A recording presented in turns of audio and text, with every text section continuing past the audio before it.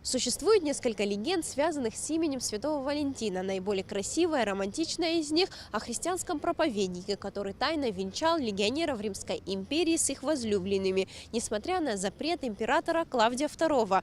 Этот праздник в каждой стране отмечается по-своему. Мы решили узнать, как День Святого Валентина встречают в нашей стране. В Абхазии этот день, как и в России, начали отмечать сравнительно недавно, в конце прошлого века. Возможно, этому дню у нас уделяют не столь большое внимание, но тем не менее есть и те, кто дарит друг другу подарки, поздравляет с праздником и уделяет больше внимания близким людям. В городе хоть и изредка, но можно встретить молодых людей с дизайнерскими подарками, охапками роз.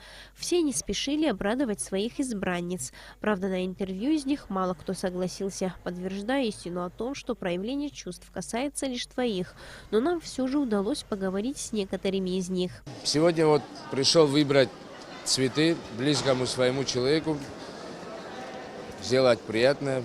Самое главное — уважение друг к другу, и все будет у нас нормально. Будьте здоровы, всех с праздником. Сделать приятно своему однокласснику, подарить им цветы, и там шоколад, и что-нибудь такое еще хотим купить и подарить им на сегодняшний праздник. Затем наша съемочная группа направилась в магазин подарков и цветочные салоны. И здесь мы смогли узнать о последних тенденциях среди любителей дарить подарки.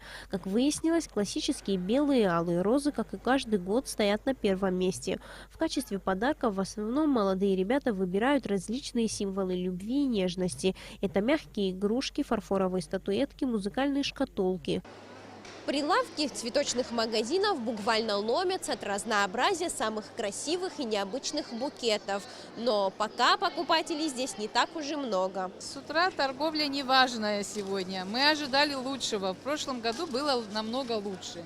Влюбленных было много в прошлом году. В этом году что-то отстают. Правда, очередь за валентинками здесь все же образовалась. Продавщица в ларьке с открытками и воздушными шарами отшучивается. Остались еще возлюбленные, готовые делать подарки любимым. Открыточки покупают, шарики покупают. Вот с Днем Валентина шарики есть. Покупают.